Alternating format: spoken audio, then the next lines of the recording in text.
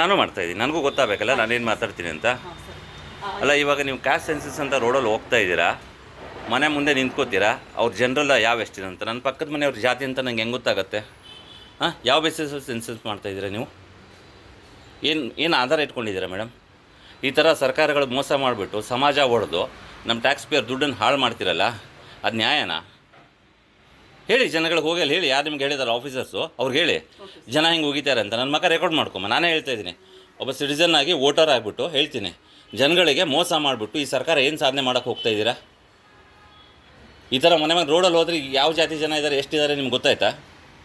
SC ST ಗಳು general ಅಂದರೆ percentage ಎಷ್ಟಿದೆ? ಅಲ್ಲ, ಎಲ್ಲಿದೆ ಫಾರ್ಮ್? ಎಲ್ಲಿದೆ ಫಾರ್ಮ್ 26 ನಾವು ಫಿಲ್ ಮಾಡಿದಾಗ ನಮ್ಮ ಡೀಟೇಲ್ ಹಾಕಬೇಕು, ನಮ್ಮ ಏಜ್ ಎಷ್ಟು, ಫ್ಯಾಮಿಲಿ ಡೀಟೇಲ್ ಹಾಕಬೇಕು. ಎಲ್ಲ ಹಾಕ್ತಾ ಇದ್ದೀರಾ? ಆನ್ ಮಾಡಿ. ಇಲ್ಲ ಆಫ್ ಮಾಡಬೇಡಿ, because I want to have this record. This is not a government form. ಹೇಳಿ. ಈಗ ನಿಮ್ಮದು ಏನು ಬರುತ್ತೆ sir? Show me the form. This is the form for us online. Then allow the people to register themselves, But na? sometimes no, we should only do, sir. Then you should enter in front of us, not in the piece of paper. When we are entering, no, what is happening this one, no, sir? We are getting the delay. No So problem. What we are doing, we are entering. No, like this, I don't know what you enter when you go there. See now, okay. When I do like this, okay. ಈಗ ನಿಮ್ಮದು ಪರಿಶಿಷ್ಟ ಜಾತಿನ ಇಲ್ವಾ ಅಂತ ಕೇಳುತ್ತೆ. ಹಾಂ, ಅದು ಹೌದು ಅಂದರೆ ನಮ್ಮ ಡೀಟೇಲ್ಸ್ ಬರುತ್ತೆ.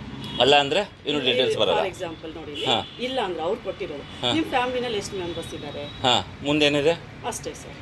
ಹೌಸ್ ನಂಬರ್ ಇದೆ. ನನ್ನ ಕ್ಯಾಸ್ಟು ಇಲ್ಲ, ಯಾವ ಜಾತಿ ಕೇಳಿಲ್ಲ. ಹಾಂ, ಅಂದರೆ ಇದರ ಅರ್ಥ as a propaganda of Congress, ದೇಶದ್ರೋಹಿ. ನಾನು ಹೇಳ್ತಾ ಇದ್ದೀನಿ ಮೇಡಮ್, ರೆಕಾರ್ಡ್ ಮಾಡ್ತಾ ಇದ್ದೀನಿ, ನಾನು ವಯಸ್ಸು ಬರತ್ತಿದೆ, I put in social media.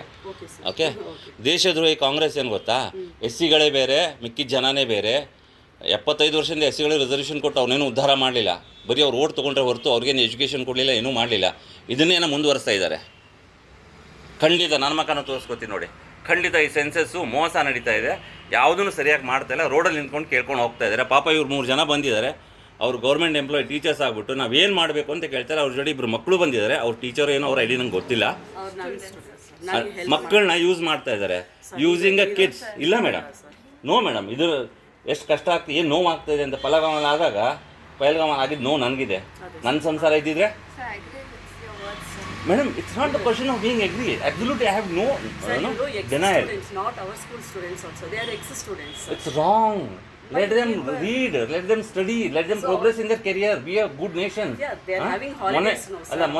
ಮೊನ್ನೆ ಡಿಫೆನ್ಸಲ್ಲಿ ಬ್ರೀಫಿಂಗು 2 ಹೆಣ್ಮಕ್ಳು ಬಂದಿದ್ರಲ್ವಾ, ಆಗಲಿ ಈ ಮಕ್ಕಳು ಹಂಗಾಗಲಿ, ಓದಲಿ, let them build their career.